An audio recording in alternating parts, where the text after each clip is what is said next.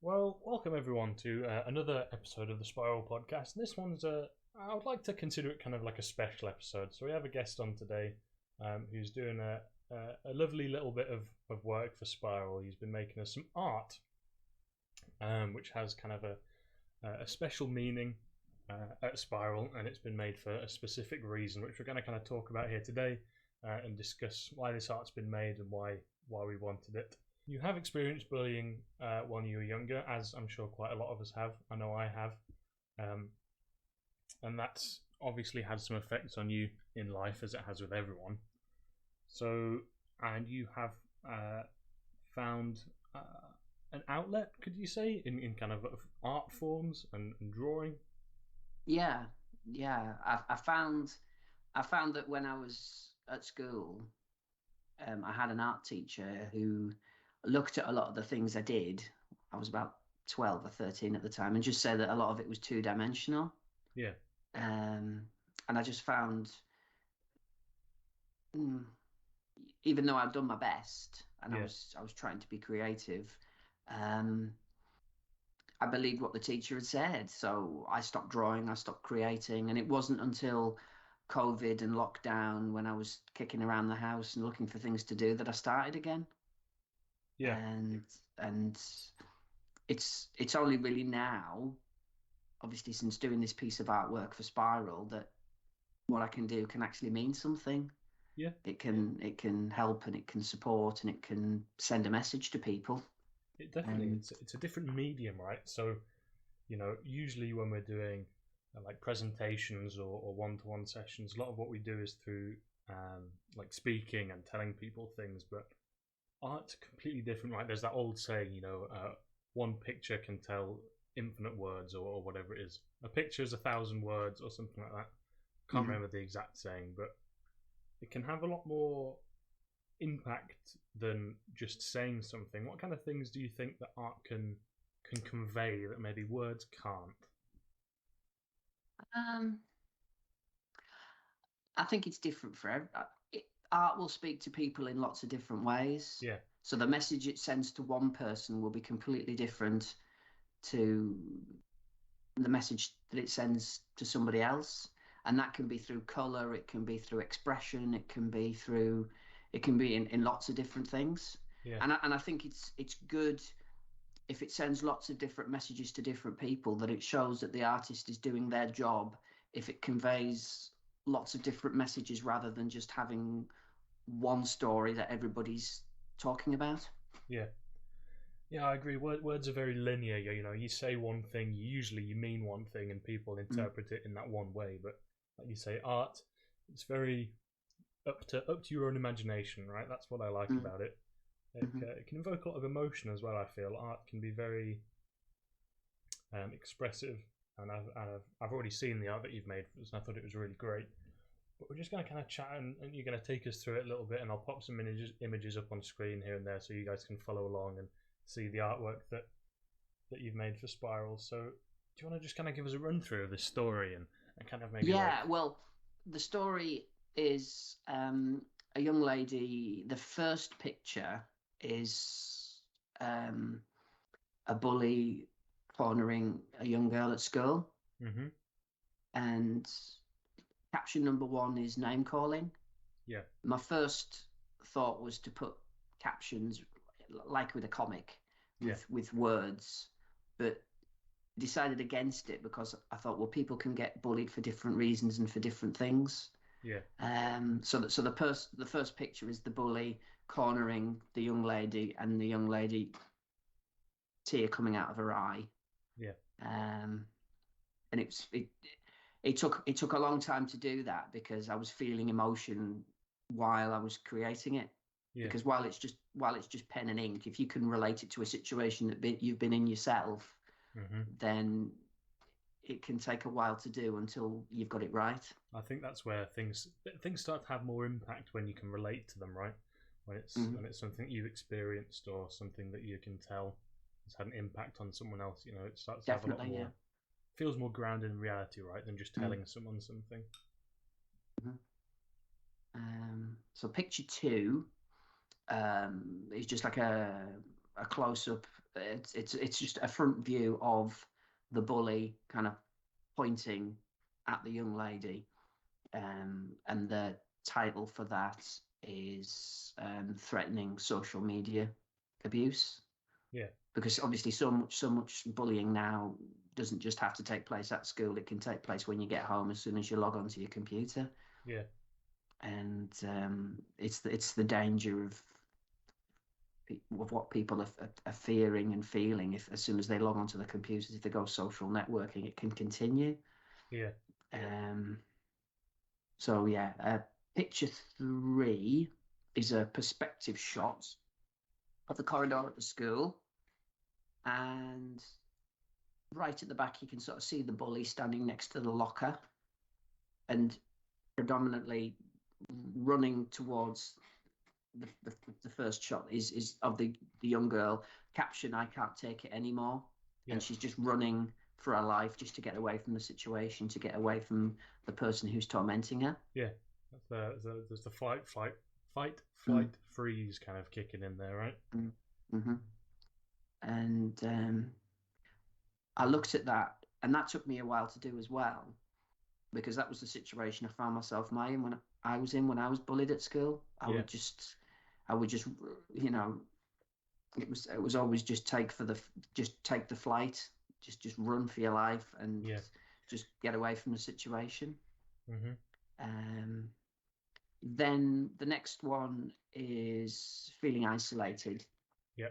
Where the young lady has just found a part of the school where she's just on a flight of stairs at the bottom, sort of cowering, just keeping away from people, not wanting to, just completely withdrawn. And that's quite a powerful one as well. You don't actually see her face; you just sort of see her hair, and her head's kind of buried into her hands. And once again, I'm adopting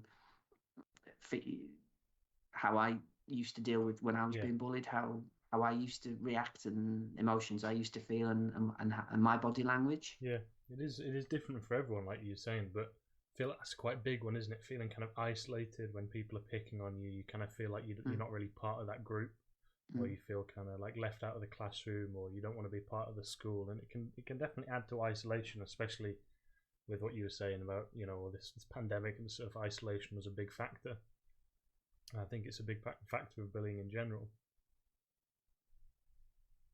And then the next picture is reaching out to someone, and that's just the girl is still sitting on the stairs with her head in her hands, and then you just sort of see the back of a young man, and the message there is obviously the young lady's there, but she sees this gentleman, and she's thinking, is this another bully? Who is this person? I don't know this person. So there's a little bit of, she's still very vulnerable, and she's just unsure about, is this person going to attack me, or is this person just going to be exactly the same, And after reaching out to someone, he then sits with her. Yeah. And there's just a shot of them both sitting on the stairs together. Yeah. And eventually he takes her hand, and that's entitled "We Can Find Help." Yeah. So all you see is just the background, the stairs at the school, and you just sort of see a close up of the two hands. Yeah. Sort of the gentleman takes the young lady's hand, and they go to their headmistresses. You just see the young man and the young woman standing outside a door, and there's a sign on the door with their headmistress's name on it. Yeah. And it basically just find a trusted adult. Yeah. And then refer to Spiral. Yeah. That's an interesting thing that you've decided to like put another student coming to help and assist, because that's something I've been doing some like presentations in schools, and one thing that I like to talk about is kind of helping others as well, because just checking in with people can make such a difference to people who might be going through something, right? Just and it's one of those situations as well where some people might not have the courage to be able to do it. They might want to, but there's Yeah. always the danger that if they do, they're next in the firing line. Yeah, that's a big thing. And sometimes, and it can be hard for someone who's being bullied to reach out as well. Sometimes it just kind of festers and just kind of sits there, and people just kind of find it hard to do stuff about it. But I like to say that it's important to try and be nice to people. Ask people how they're doing. If they seem down, ask them what's up. Try cheer them up. Smile at people. Hold doors open for people. Everything like that just fosters a nicer environment. You never get annoyed when someone holds a door open for you. You never get annoyed when someone smiles at you. It makes your day just that little bit better. And sometimes, sometimes that little bit can be the difference. And then the next shot is a shot of young lady and lady from Spiral with a clipboard and pen, just taking notes. And the expression on the young lady's face, there's no tears, but obviously the young lady is she's in a new environment. She's in a room where she's talking to somebody about how she's feeling with a woman that she's never met before. Yes, it can be hard. And it's hard. Yes. So, but obviously the young lady in the picture has taken up a lot of guts and a lot of courage to go to Spiral and just take the support that's there, really. Yeah, it does take a lot of courage, but Spiral, we're here to help. We're here to prevent the effects of bullying, and that's what we're here for. So but like you said, it's hard to speak to someone that you've never spoken to before. I mean, from experience, all the people that work and volunteer at Spiral are very nice and they're quite easy to speak to. But even so, it's a very difficult thing to do, to take that step. Well, what I've done is I've even gone so far as I've even put the clock on the wall to make it Spiral, and it's the office, and the clock on the wall always says 4:45. It's so I would like to sort of make it authentic by having the clock at being 4:45, because that's just how it is at the moment, Yeah. And I like that little detail. That's good. A little bit. Well, it was just something I noticed when I first came to the office, and I just thought, well, at least it has the advantage of having the correct time twice a day at least. Yeah. So, but enough of that. I just thought it was just obviously a nice shot to have the young lady sitting on a chair and just being able to talk to someone about how she's feeling. And obviously the expression, there's no tears, but the young lady is still a little, you kind of get the impression she's still a little bit nervous about her surroundings because she's somewhere different and she's on her own. Yeah. And then penultimately, while we don't necessarily know that we don't know the outcome of the bullying or whether the girl will carry on bullying, the last two shots or pictures are of so you get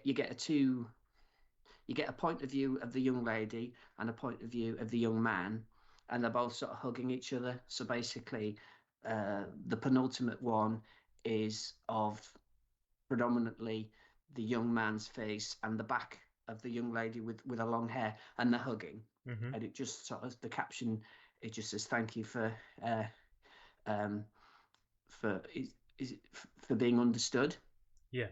And then the final shot is from the other side, so you see predominantly the young lady smiling, hugging the gentleman, and the back of his head and the back of his neck, and the caption there is thank you for not ignoring me, and that's in like a white caption, so it's more speech rather than a caption with a statement. Yeah. I've tried to incorporate bits of the artwork, whereas if it's a thought or if someone's actually saying something, it's got a white background, and when the bullying starts, it's in red, obviously to symbolize danger. Yeah. And as the pictures progress, the captions go from red to amber, and when the young man discovers the girl at the bottom of the stairs crying, the captions then go to green. So it's very much like a traffic light system. Yeah.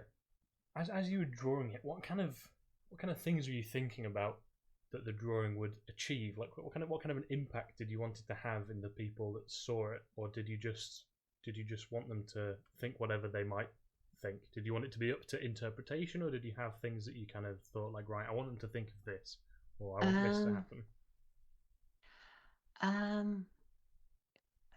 Well, I met a lady from Spiral at Cornerstone Cafe in Carlisle. Yeah. And she told me, and I didn't know anything about the organisation, and I just explained about me doing artwork, and she sort of said, well, it would be nice if you could provide some artwork that could maybe help support Spiral and everything that it does. So I took my own experiences from when I was bullied, and just I didn't think too much about it. I just took my own experiences and obviously put a female character that was being bullied, and it was a gentleman that helped her. And I just, it's a difficult question. It's a difficult one to answer, because it's you don't think about it, you just create and you just do, and people perceive and people think of it what they will, and but for me, when it's complete, if something like that can make people aware of bullying, and organisations like Spira that support people who are being bullied and can do something about it, and can make people feel more positive about themselves, because at the end of the day, people who are being bullied aren't the ones with the problem. It's maybe the people who are being the bullies themselves that have got the issues at home, or the things that have been going on in their own lives that are causing them to be confrontational. So so the artwork, I wanted it to be minimal. I didn't want too many characters in it. I didn't want, I just to sort of make it as plain and as simple as it could be, and to just kind of reach out to as many people as it can. And I'm sure a lot of people are going to look at it, and it's going to inspire lots of different thoughts and feelings in people. Oh, thank you too. I mean, it's been great. It's been great communicating, because I've never done anything like this before. I'm not a very sort of techno person. I'm not a very virtual person. But given the topic and why I've created what I've done, and for the organisation and for supporting people, then I've had to pluck up the courage and talk about just to talk, really. And I thank you for that. It's been really nice to just have a little chat. And thanks for coming on the podcast. I'd love to chat again. All right, thank you, Saul. Awesome.